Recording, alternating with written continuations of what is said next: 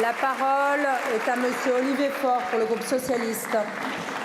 Madame la Présidente, Madame la Première ministre, le massacre de jeunes à une rave party, l'exécution de bébés, de vieillards, d'innocents, le kidnapping d'otages, y compris d'enfants, n'est pas un acte de résistance.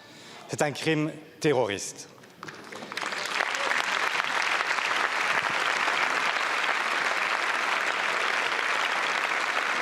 Les actes du Hamas doivent être condamnés comme leur projet politique, qui n'est pas la paix et qui exclut toute coexistence avec l'État d'Israël.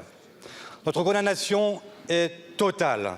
Le terrorisme n'est pas un moyen d'expression. Aucune cause ne le justifie.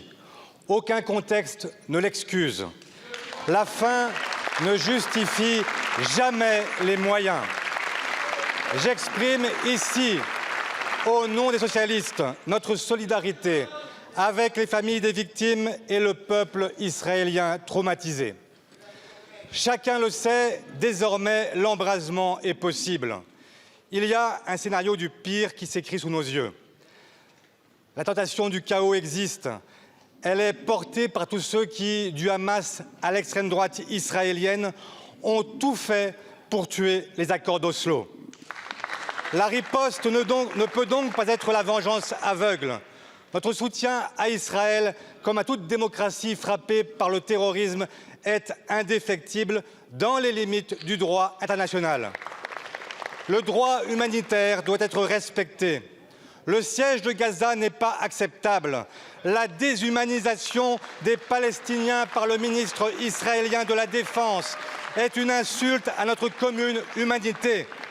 Infliger une punition collective à des populations civiles est insupportable. Chaque vie compte. Notre conviction est inchangée. Il n'y aura pas de paix durable sans État palestinien et sans garantie de sécurité pour Israël. Nous appelons dans l'immédiat le gouvernement français et l'Union européenne à prendre une initiative diplomatique pour un cessez-le-feu avant de convoquer ultérieurement un sommet pour une issue politique. La guerre a ses trop nombreux partisans. La paix a maintenant besoin de ses combattants. Merci. Je vous remercie.